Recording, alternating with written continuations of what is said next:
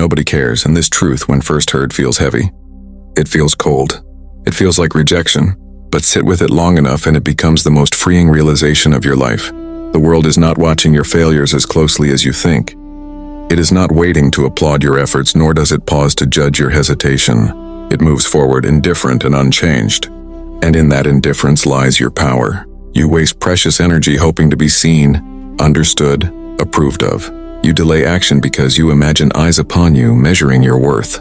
But those eyes are mostly an illusion. People are consumed by their own fears, their own struggles, their own survival. When you accept this, not with bitterness, but with clarity, you are released from an invisible prison. What remains is your life, your mind, your actions. These are yours alone to command. You cannot control praise or blame, attention or neglect. You can control how you rise each day, how you respond to hardship, how faithfully you act according to your principles. Strength is not built in being noticed. It is forged in consistency when no one is watching. Stand firm then. Move forward without asking for permission. Let the silence sharpen you rather than weaken you. Focus on what must be done, and do it with discipline and calm resolve. When you stop living for the crowd, you begin to live with purpose. And in that quiet focus, you become unstoppable. Acceptance of indifference is not an act of surrender. It is an act of clarity. Most suffering begins the moment you believe the world owes you attention, understanding, or fairness. You wake each day expecting life to notice your effort, to reward your patience, to acknowledge your pain. And when it does not, frustration grows. You replay conversations, you question your worth. You wait for recognition that never arrives. But the truth is simple and uncomfortable. The world is not arranged around your feelings. It never was. It never will be. This indifference is not cruelty. It is nature. The rain does not ask who deserves to fall beneath it. Time does not slow because you are tired.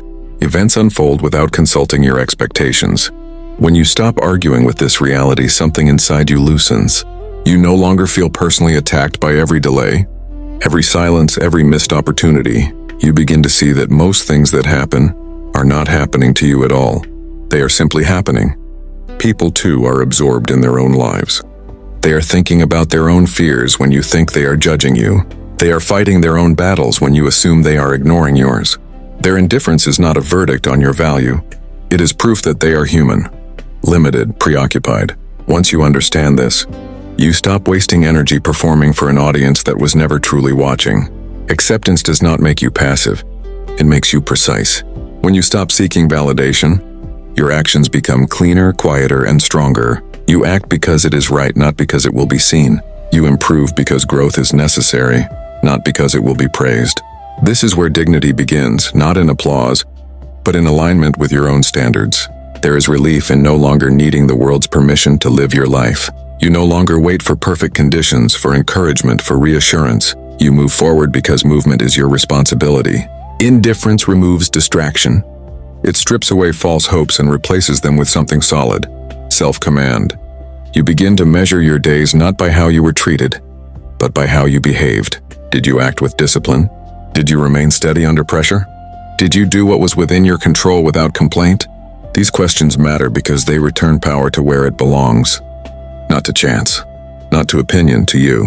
When you accept that the world does not revolve around you, you stop trying to bend it.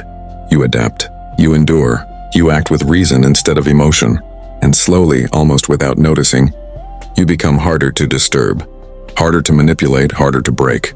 Indifference, once feared, becomes the ground on which inner strength quietly stands. Liberation through detachment begins the moment you realize how much of your life has been spent chasing echoes, approval, praise, reassurance, attention.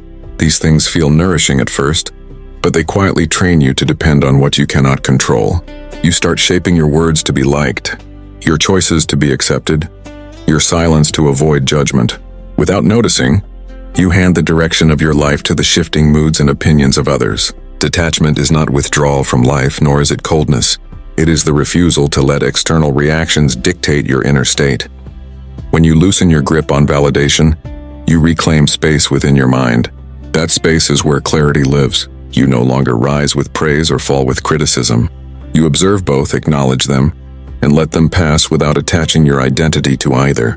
The need for validation is exhausting because it never ends. Today's approval becomes tomorrow's expectation. One compliment demands another. One moment of attention creates fear of being forgotten. Detachment breaks this cycle.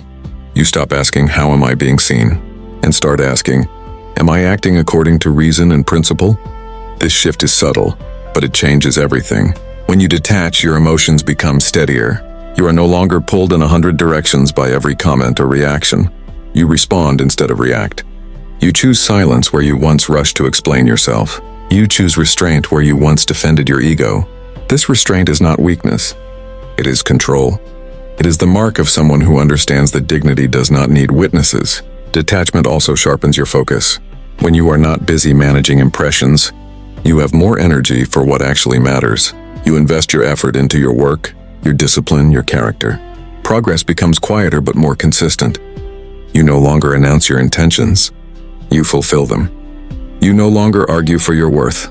You live it. There is peace in knowing that misunderstanding does not harm you. Being overlooked does not reduce you. Being criticized does not define you.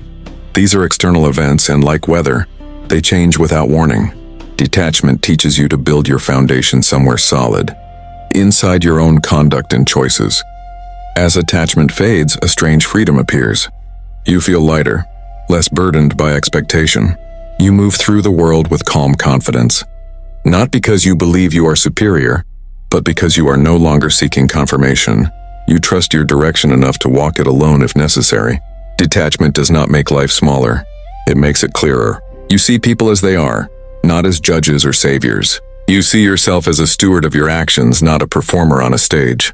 And in this clarity, you begin to live deliberately, guided by reason rather than applause, grounded in self-respect rather than approval.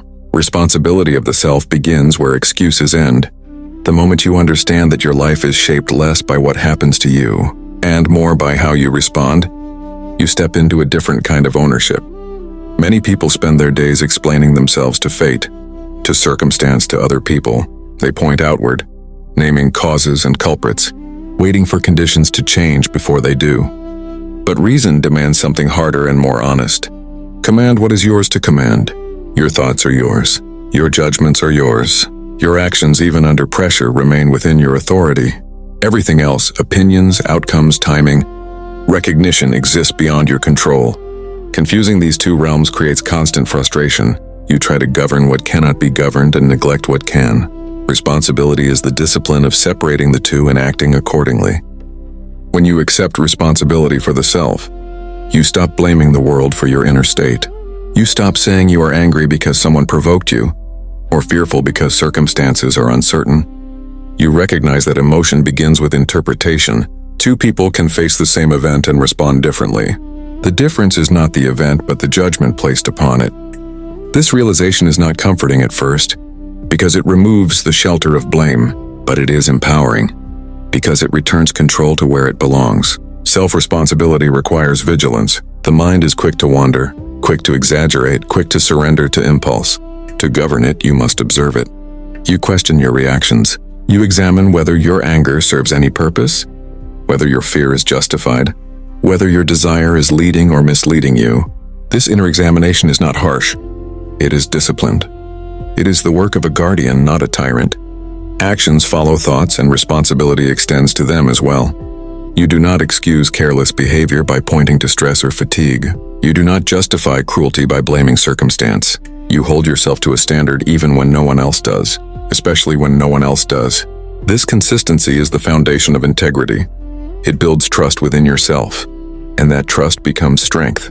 Taking responsibility does not mean denying hardship. It means refusing to be ruled by it. Pain may arrive without invitation, but how long it stays, how deeply it shapes you, is influenced by your response. You can meet difficulty with resentment or with resolve. You can surrender to disorder or impose order through reasoned action. Responsibility is choosing the latter again and again. When you live this way, life becomes simpler, though not easier. You stop waiting for rescue. You stop negotiating with fate. Each day becomes a series of deliberate choices: to act with patience, to speak with honesty, to endure with dignity. You measure progress not by comfort, but by conduct. The weight of responsibility sharpens you. It demands effort. Inner strength is not something granted by favorable conditions. It is forged in the presence of noise, resistance, and uncertainty. The world is loud with opinions, expectations, warnings, and distractions. Every voice claims urgency. Every signal demands attention. If you allow yourself to be pulled by all of it, your mind becomes scattered. And scattered minds are easy to exhaust. Strength begins when you decide what deserves your attention and what does not. External noise has power only when you grant it access. Criticism stings because you allow it to define you. Praise weakens you when you depend on it for direction. Fear grows when you repeatedly imagine outcomes you cannot control. Discipline is the act of closing the door to these disturbances. It is not denial. It is selection. You choose which thoughts are useful and which are not worth carrying. To cultivate this strength, you must practice stillness in the midst of pressure. When provoked, you pause instead of reacting. When overwhelmed, you narrow your focus to the next right action. When confused, you return to principle rather than impulse. These moments, repeated daily, build resilience. Not the dramatic kind that announces itself, but the quiet kind that endures. The disciplined mind does not chase every feeling. It understands that emotions rise and fall like weather. You can acknowledge them without obeying them. Anger may appear, but you decide whether it speaks. Doubt may surface, but you decide whether it directs your steps. This separation between feeling and action is where inner strength lives. Noise also comes from within. Old fears, past failures, imagined futures, they all compete for space in your thoughts. Discipline trains you to bring the mind back again and again to the present task. You do what is in front of you fully, without resentment and without delay. This focus compounds. Small controlled efforts accumulate into something formidable. There is a calm confidence that grows from this practice. You stop rushing to explain yourself. You stop reacting to every misunderstanding. You stop being shaken by outcomes you prepared for but could not control. Your sense of stability no longer depends on reassurance from the outside. It rests on the knowledge that you can govern yourself. Strength does not mean the absence of struggle. It means the ability to remain steady while struggle exists. You continue your work even when motivation fades. You hold your values even when they are inconvenient. You maintain composure when others lose theirs. This steadiness becomes your shield. Over time, external noise loses its sharpness. Words no longer wound as deeply. Uncertainty no longer paralyzes. Distraction no longer dominates your days. You move with intention, guided by reason, supported by discipline. Inner strength reveals itself not through force but through consistency. A mind that is trained, focused, and resilient becomes difficult to disturb, and even harder does not announce itself. It does not rush to be seen, nor does it demand recognition. It grows in the background, unnoticed by those who are distracted by display. Most people confuse power with volume, with dominance, with constant motion. But real strength often moves in silence, built through focus, patience, and deliberate action. When you stop seeking applause, your energy returns to you, no longer scattered across explanations, comparisons, and performances. It gathers and sharpens. You work without broadcasting every step. You improve without needing witnesses. This privacy strengthens intention. What is done quietly is done for the right reasons, and that gives it endurance. Focus is the foundation of this power. You choose one direction and commit to it fully. You resist the temptation to chase every opportunity or respond to every provocation. Distraction weakens effort, but focus multiplies it. Each day you return to the same principles, the same disciplines, the same standards. Progress may feel slow, but it is steady, and steady movement is difficult to stop. Patience protects this process. There will be long stretches where results are invisible. Effort seems to vanish into silence. This is where most abandon their path, mistaking lack of attention for lack of growth. Quiet power persists. It understands that roots grow in darkness.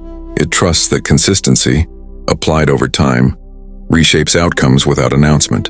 There is humility in moving this way. You no longer measure yourself against others. Comparison fades when your attention is anchored to your own conduct. You evaluate success by effort, by integrity, by adherence to principle. This inward standard creates stability. You are not lifted by others' failures or crushed by their success. As focus deepens, confidence emerges, not loud, not defensive, but grounded. You speak less and act more. You do not rush to prove yourself because your actions already carry weight. This confidence is resilient because it does not depend on approval. It survives misunderstanding, delay, and silence. Obstacles still appear, but they no longer feel personal. You meet them as part of the path, not as signs to turn back. Each challenge becomes a place to practice restraint, adaptability, and persistence. You adjust without complaint and continue forward. Quiet power changes how you move through the world. You listen more carefully. You choose words with care. You do not waste strength on unnecessary conflict. When you act, it is with intention. When you rest, it is without guilt. Life becomes less reactive and more deliberate. Over time, the results speak on your behalf. Not through noise, but through presence. People sense the steadiness, the discipline, the resolve. You become someone whose progress cannot be easily disrupted, whose direction is not easily swayed. Focus applied day after day without demand for recognition creates a force that does not need to announce itself.